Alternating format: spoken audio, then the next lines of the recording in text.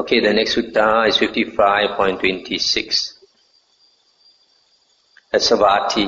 Now on that occasion, the householder Anathapindika was sick, afflicted, gravely ill. Then the householder Anathapindika addressed the man thus: "Come, good man, approach the Venerable Sariputta, pay homage to him in my name with your head at his feet, and say, Venerable Sir, the householder Anathapindika is sick, afflicted, gravely ill. He pays homage to the Venerable Sariputta with his head at his feet. Then say, it would be good, Venerable Sir, if the Venerable Sariputta would come to the residence of the householder Anathapindika out of compassion." Stop here for a moment. This Anathapindika, his name is a nickname because he provides for orphans. He looks after orphans. That's why he's called Anathapindika. But his actual name, I think, is Udatta. And he's a great fan of Venerable Sariputta. Of all the monks, he appreciates the Venerable Sariputta the most. That's why when he is dying, he asks his workers to go and summon Venerable Sariputta. "Yes, Master," the man replied. And he approached the Venerable Sariputta, paid homage to him, sat down to one side and delivered his message. The Venerable Sariputta consented by silence. Then in the morning, the Venerable Sariputta dressed and taking bowl and robe, went to the residence of the householder Anathapindika with the Venerable Ananda as his companion. He then sat down in the appointed seat and said to the householder Anathapindika, "I hope you are bearing up, householder. I hope you are getting better. I hope your painful feelings are subsiding and not increasing, and that their subsiding, not their increase, is to be discerned." And Anathapindika said, "I'm not bearing up, Venerable Sir. I'm not getting better. Strong, painful feelings are increasing in me, not subsiding, and their increase, not their subsiding, is to be discerned." And Venerable Sariputta said, "You, householder, do not have that distrust towards the Buddha which the uninstructed worldling possesses, because of which the latter, with the breakup of the body after death, is reborn in the plane of misery, in a bad destination, in the nether world, in hell. You have confirmed confidence in the Buddha." Thus the Blessed One is a teacher of devas and humans, etc. "As you consider within yourself that confirmed confidence in the Buddha, your pains may subside on the spot. You, householder, do not have that distrust towards the Dhamma which the uninstructed worldling possesses, cause of which the latter is reborn in the plane of misery, in hell. You have confirmed confidence in the Dhamma thus. The Dhamma is well expounded by the Blessed One, to be personally experienced by the wise. As you consider within yourself that confirmed confidence in the Dhamma, your pains may subside on the spot. You, householder, do not have that distrust towards the Sangha, which the uninstructed worldling possesses, because of which the latter is reborn in the plane of misery, in hell. You have confirmed confidence in the Sangha thus. The Sangha of the Blessed One's disciples is practicing the good way, the straight way, etc. As you consider within yourself that confirmed confidence in the Sangha, your pains may subside on the spot. You, householder, do not have that immorality which the uninstructed worldly possesses, because of which the latter is reborn in the plane of misery, in hell. You have those virtues dear to the noble ones, unbroken, leading to concentration. As you consider within yourself those virtues dear to the noble ones, your pains may subside on the spot. You, householder, do not have that wrong view which the uninstructed worldling possesses, because of which the latter is reborn in the plane of misery, in hell. You have right view. As you consider within yourself that right view, your pains may subside on the spot. You, householder, do not have wrong intention, wrong speech, wrong action, wrong livelihood, wrong effort, wrong recollection, wrong concentration, wrong knowledge, wrong liberation, which the uninstructed worldling possesses, because of which the latter is reborn in the plane of misery, in hell. You have right intention or right thoughts, right speech, right action, right livelihood, right effort, right recollection, right concentration, right knowledge, right liberation. As you consider within yourself that right liberation, your pains may subside on the spot. Then the pains of the householder Anathapindika subsided on the spot. Then the householder Anathapindika served the Venerable Sariputta and the Venerable Ananda from his own dish. When the Venerable Sariputta had finished his meal and had put away his bowl, the householder Anathapindika took a low seat and sat down to one side. And the Venerable Sariputta thanked him with these verses. When one has faith in the Tathagata, unshakable and well established, and good conduct built on virtue, dear to the noble ones and praised, when one has confidence in the Sangha and view that has been rectified, they say that one is not poor, that one's life is not in vain. Therefore, the person of intelligence, remembering the Buddha's teachings, should be devoted to faith and virtue, to confidence and vision of the Dhamma. Then the Venerable Sariputta, having thanked the householder Anathapindika with these verses, rose from his seat and departed. Then the Venerable Ananda approached the Blessed One, paid homage to him and sat down to one side. The Blessed One then said to him, "Now, Ananda, where are you coming from in the middle of the day?" And he said, "The householder Anathapindika, Venerable Sir, has been exhorted by the Venerable Sariputta with such and such an exhortation." And Buddha said, "Sariputta is wise, Ananda. Sariputta has great wisdom, in so far as he can analyze the 4 factors of stream entry in 10 modes." That's the end of the sutta. So here, the Venerable Sariputta, he came to see this Anathapindika, and Anathapindika thought that he was going to die.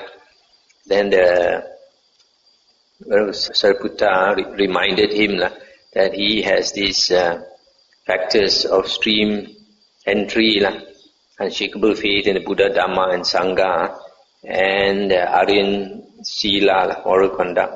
And then also reminded him that he has these 8 factors of the Noble Eightfold Path, plus right knowledge and right liberation. Now this right knowledge and right liberation is normally only used for the Arahant, and Anathapindika is not an Arahant. But there is 2 or 3 suttas there. This right knowledge and right liberation is mentioned even for the Sotapanna. So what is meant is that it is not, right knowledge is not perfect knowledge. It is partial knowledge. And right liberation is not full liberation, it's also partial liberation. Because once a person has become a Sotapanna, he definitely will attain liberation, a maximum of 7 more lifetimes. So he's already on the path to liberation. There's no stopping him from becoming liberated. Only thing is a matter of time. So in that sense, he has attained partial liberation. So you see, this Venerable Sariputta is very skillful.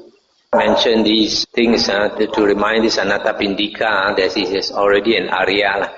So he became so happy that all his sickness disappeared. So a lot of sickness has to do with our mind. If you are very happy, we forgot about our sickness already. The next sutta is 55.30. On one occasion, the Blessed One was dwelling at Vesali in the great wood, in the hall with the peaked roof. Then Nandaka, the minister of the Lichavis, approached the Blessed One, paid homage to him and sat down to one side. The Blessed One then said to him, "Nandaka, a noble disciple who possesses 4 things is a stream enterer, no longer bound to the nether world, fixed in destiny, with enlightenment as his destination." What for? Here, Nandaka, a noble disciple possesses confirmed confidence in the Buddha. He possesses confirmed confidence in the Dhamma. He possesses confirmed confidence in the Sangha. He possesses the virtues dear to the noble ones, unbroken, unblemished, leading to concentration. A noble disciple who possesses these 4 things is a stream enterer, Sotapanna, no longer bound to the nether world, fixed in destiny, with enlightenment as his destination. Further, Nandaka, a noble disciple who possesses these 4 things becomes endowed with long lifespan, whether celestial or human. He becomes endowed with beauty, whether celestial or human. He becomes endowed with happiness, whether celestial or human. He becomes endowed with fame, whether celestial or human. He becomes endowed with sovereignty, whether celestial or human. Now I say this, Nandaka, without having heard it from another ascetic or Brahmin. Rather, I say just what I have known, seen and understood by myself. When this was said, a man said to Nandaka, the minister of the Lichavis, "It is time for your bath, sir." And he said, "Enough now, I say, with that external bath. This internal bath will suffice, namely confidence in the Blessed One." That's the end of the sutta. So, in the last part, the man told him, "Time to take your bath." He said, "No need for the outside bath. My inside already taken a bath." This last part of the Buddha's teaching is quite interesting. An Aryan disciple possesses 4 things, These 4 things in Pali is called Ayu, Vano, Sukang, Balang. Sometimes when we do chanting, the monks do chanting, they chant this Ayu, Vano, Sukang, Balang. Ayu is long life. Second one is Ayu, Vano. Vano is beauty. Sukang is happiness. Balang is strength or power. So here it refers to fame and sovereignty. So if we become Sotapanna in this lifetime, next time if we are reborn as a human being or in heaven, we will possess these 4 things. That's why it is so good to become an Arya. There's nothing better than becoming an Arya, at least a Sotapanna. Once you become a Sotapanna, then you can slowly get out of samsara. Don't have to finish in one lifetime. Since there's a maximum of 7 more lifetimes, slowly enjoy. Every lifetime you come back, sure enjoy one, because you have these 4 things. Ayu, Vano, Sukang, Balang. The next sutta is 55.36. Buddha said, "Monks, when a noble disciple possesses 4 things, the devas are elated and speak of his similarity to themselves." What for? Here, monks, a noble disciple possesses confirmed confidence in the Buddha. Thus, the Blessed One is the teacher of devas and humans, the enlightened one, the Blessed One, etc. To those devatas who passed away from here in the human world and were reborn there in the heavenly world, possessing confirmed confidence in the Buddha, the thought occurs, as the noble disciple possesses the same confirmed confidence in the Buddha that we possess when we passed away there and were reborn here, he will come into the presence of the devas. Again, monks, a noble disciple possesses confirmed confidence in the Dhamma, confirmed confidence in the Sangha, and he possesses the virtues dear to the noble ones, unbroken, unblemished, conducive to concentration. To those devatas who passed away from here and were reborn in the heavenly world, possessing the virtue of the noble ones, the thought occurs that this noble disciple will come into the presence of the devas. When monks, a noble disciple possesses these 4 things, the devas are elated and speak of his similarity to themselves. That's the end of the sutta. It's quite interesting.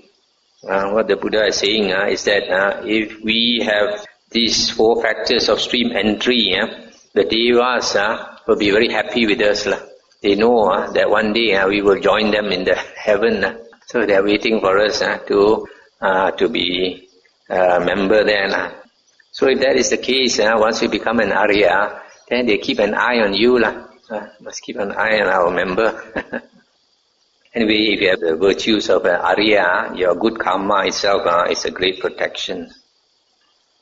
55.37. On one occasion, the Blessed One was dwelling among the Sakyans at Kapilavatthu in Nigroda's park. Then Mahanama, the Sakyan, approached the Blessed One, paid homage to him, sat down to one side and said, "Venerable Sir, in what way is one a lay follower?" And the Buddha said, "When Mahanama, one has gone for refuge to the Buddha, the Dhamma and Sangha, one is then a lay follower." In what way, Venerable Sir, is a lay follower accomplished in virtue? When Mahanama, a lay follower, abstains from the destruction of life, from taking what is not given, from sexual misconduct, from false speech, and from wines, liquor, and intoxicants that are a basis for negligence, the lay follower is accomplished in virtue. In what way, Venerable Sir, is a lay follower accomplished in faith? Here, Mahanama, a lay follower is a person of faith. He places faith in the enlightenment of the Tathagata.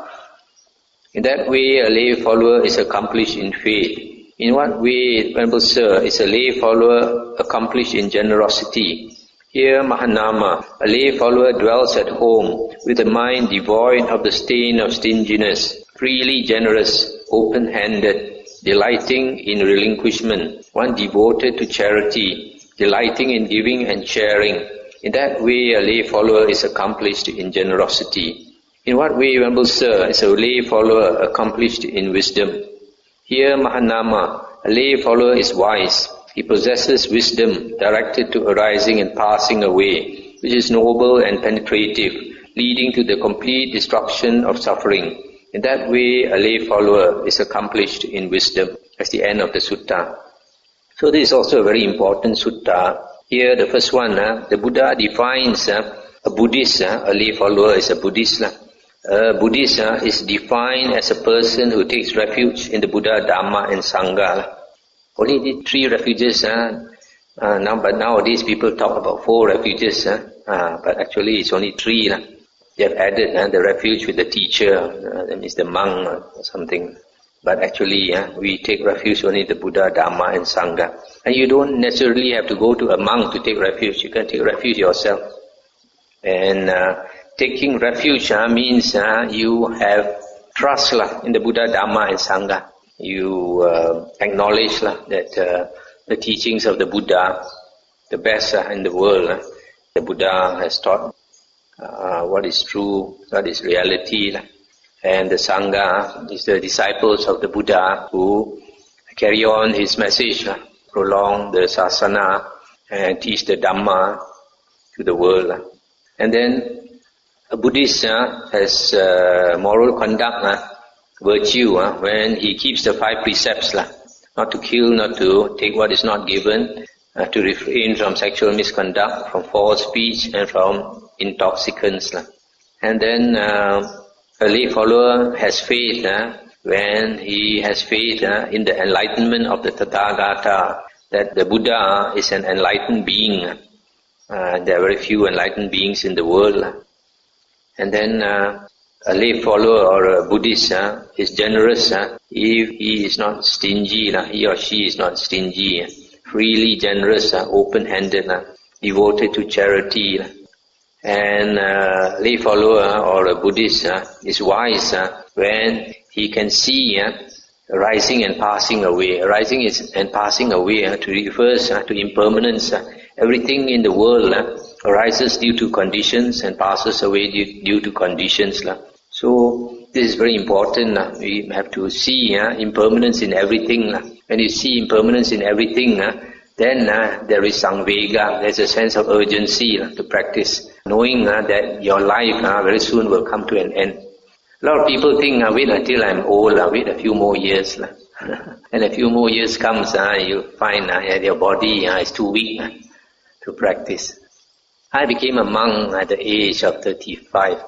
I never regretted. The only regret I have is a little bit is that if I could have renounced earlier, it would have been better. You know why? Because after the age of 45, you want to be a forest monk also quite impossible. Because at the age of 45, I found all my body heat slowly going off. Before the age of 45, when I lived in caves, the wind can be very strong. I sit in meditation. The wind very strong also, no problem, because my body was like fire, emitting a lot of heat. But at the age of 45, the wind started to go into my bones. Could feel it going into my bones, and I cannot stand the direct wind blowing on me. If that is the case, then you cannot be a forest monk. Why? Because forest monks, they have to sleep in the forest on the ground. And sometimes you sleep on the ground. You just put a plastic sheet.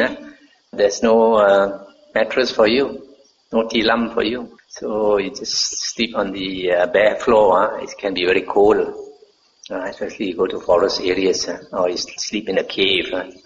So after 45, that type of life is difficult already. So if some people still want to wait, it's no time already. 55.40.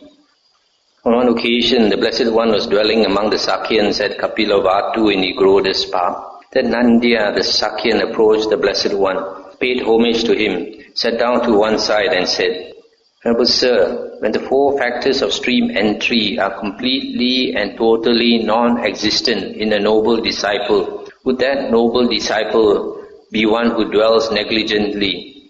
And the Buddha said, Nandya, I say that one in whom the four factors of stream entry are completely and totally absent is an outsider, one who stands in the faction of worldlings. But Nandya, as to how a noble disciple is one who dwells negligently and one who dwells diligently, listen to that and attend closely, I will speak. Yes, Venerable Sir, Nandya, the Sakyan replied. The Blessed One said, and how Nandya is a noble disciple, one who dwells negligently. Here, Nandya, a noble disciple possesses confirmed confidence in the Buddha. Content with that confirmed confidence in the Buddha, he does not make further effort for solitude by day, nor for seclusion at night. When he thus dwells negligently, there is no gladness. When there is no gladness, there is no delight, piti. When there is no delight, there is no tranquility. When there is no tranquility, he dwells in suffering. The mind of one who suffers does not become concentrated. When the mind is not concentrated, phenomena or Dhamma do not become manifest. Because Dhamma do not become manifest, he is reckoned as one who dwells negligently. Again, Nandya, a noble disciple possesses confirmed confidence in the Dhamma. He possesses confirmed confidence in the Sangha. He possesses the virtues dear to the noble ones, unbroken, unblemished, leading to concentration. Content with those virtues dear to the noble ones, he does not make further effort for solitude by day, nor for seclusion at night. When he thus dwells negligently, there is no gladness. When there is no gladness, there is no delight. When there is no delight, there is no tranquility, etc. And phenomena or Dhamma do not become manifest. He is reckoned as one who dwells negligently. It is in this way, Nandya, that a noble disciple is one who dwells negligently. And how Nandya is a noble disciple, one who dwells diligently. Here, Nandya, a noble disciple possesses confirmed confidence in the Buddha. He makes further effort. Not content with that confirmed confidence in the Buddha, he makes further effort for solitude by day and for seclusion at night. When he thus dwells diligently, gladness is born. When he is gladdened, delight is born. When the mind is uplifted by delight, the body becomes tranquil. One tranquil in body experiences happiness. The mind of one who is happy becomes concentrated. When the mind is concentrated, phenomena or Dhamma become manifest. Because phenomena become manifest means becomes clear, can be seen clearly. He is reckoned as one who dwells diligently. Again, Nandya, a noble disciple possesses confirmed confidence in the Dhamma, confirmed confidence in the Sangha, and he possesses the virtues dear to the noble ones. Not content with these, he makes further effort for solitude by day and for seclusion at night. When he thus dwells diligently, gladness is born, and from gladness, delight, tranquility, etc. And then phenomena become manifest. He is reckoned as one who dwells diligently. It is in this way, Nandya, that a noble disciple is one who dwells diligently. That's the end of the sutta. So here this Nama asked Nandya asked the Buddha about a noble disciple who does not possess the factors of stream entry. But then, if a person does not possess the factors of stream entry, he cannot be a noble disciple. He is an ordinary disciple, a putujana disciple. That's why the Buddha said, if he does not possess the four factors of stream entry, he is considered an outsider. He stands with the ordinary worldlings. Because another way you can call him an outsider is that because his faith is not unshakable. Today he calls himself a Buddhist. Another day he can change his religion. So he's not really a Buddhist yet. He's only a Buddhist when he enters the Noble Eightfold Path. And a person enters the Noble Eightfold Path by right view. You must possess right view to enter the Noble Eightfold Path. And when you possess right view, you have entered the stream. You attain stream entry, you become an Arya. So if a person does not learn enough Dhamma, does not listen enough to the Buddha's original discourses, his faith is not unshakable faith. Any time he can change his faith. So that's why he's considered an outsider. Then the Buddha talked about the noble disciple. Firstly, the noble disciple possesses these 4 factors of stream entry. He has unshakable faith in the Buddha, unshakable faith in the Dhamma, unshakable faith in the Sangha, and he possesses Aryan moral conduct. Now, after attaining these 4 factors of stream entry, he's become a Sotapanna. Then if he does not make further effort for solitude by day and for seclusion at night. Solitude by day means he goes into seclusion, he does not mix with people. Once a person has understood the Dhamma, he knows there's nothing more important than practicing the holy path. Then he does not associate with people. If somebody is a Buddhist, still wants to go holiday here, holiday there, go to China, go overseas and all that, he cannot be from here. He's not a Sotapanna who dwells diligently. He's a negligent stream enterer. And if he's negligent, then he cannot progress. There's no gladness and there's no delight, etc. The mind cannot become concentrated, so that he cannot see things clearly as they really are. So, but a noble disciple is diligent. If he makes further effort for seclusion, becomes aloof from others, doesn't want to mix with society, and practices, spends most of his time studying the Dhamma and meditating. And then he can make progress because when he makes effort, then the mind becomes focused. If he meditates, and when the mind is focused, it's not scattered. Then gladness arises, followed by delight, tranquility, concentration.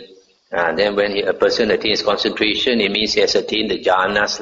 And when a person attains the jhanas, the 5 hindrances fall away, so that he can see things as they really are. Yatta Bhuta Jnana Dassana. And that's very important, because only when you can see things as they really are, that there is a chance for liberation. So this is about a noble disciple, and whether he's diligent or not diligent. Okay. Next sutta is 55.53. On one occasion, the Blessed One was dwelling at Varanasi in the deer park at Isipatana. That the lay follower Dhammadina, together with 500 lay followers, approached the Blessed One, paid homage to him and sat down to one side. Sitting to one side, the lay follower Dhammadina then said to the Blessed One, "Let the Blessed One, Venerable Sir, exhort us and instruct us in a way that may lead to our welfare and happiness for a long time." And the Buddha said, "Therefore, Dhammadina, you should train yourselves thus. From time to time, we will enter and dwell upon those discourses spoken by the Tathagata that are deep in meaning, supramundane, that means transcending the world, dealing with emptiness. It is in such a way that you should train yourselves." And they said, "Venerable Sir, it is not easy for us, dwelling in a home crowded with children, enjoying Kasi sandalwood, wearing garlands, scents and unguents, receiving gold and silver, that is money, from time to time to enter and dwell upon those discourses spoken by the Tathagata that are deep in meaning, supramundane, dealing with emptiness. As we are established in the 5 training rules, let the Blessed One teach us the Dhamma further." And the Buddha said, "Therefore, Dhammadina, you should train yourselves thus. We will possess confirmed confidence in the Buddha, confirmed confidence in the Dhamma, confirmed confidence in the Sangha. We will possess the virtues dear to the noble ones, unbroken, unblemished, leading to concentration. This in such a way that you should train yourselves." And they said, "Venerable Sir, as to those 4 factors stream entry, taught by the Blessed One. These things exist in us, and we live in conformity with those things. For Venerable Sir, we possess confirmed confidence in the Buddha, the Dhamma and Sangha, and we possess the virtues dear to the noble ones, unbroken, unblemished, leading to concentration. And the Buddha said, "It is a gain for you, Dhammadina. It is well gained by you, Dhammadina. You have declared the fruit of stream entry." That's the end of the sutta. So here you can see that when lay people come to the Buddha for advice, the Buddha asks them to study the discourses of the Buddha, the suttas. For lay people, it's quite difficult to practice meditation. So lay people should concentrate on studying the suttas and understanding the suttas. When you understand the suttas, then you will attain right view. And once you attain right view, you will naturally come to have unshakable faith in the Buddha, Dhamma and Sangha, and you will naturally keep the Aryan Sila, consisting of the 7 precepts. So, if you have these 4 factors of stream entry, then it is, the Buddha says, it is a gain for you, it is well gained by you, and you have declared the fruit of stream entry. So you'll never be reborn in the woeful plains of existence. So I'll stop here.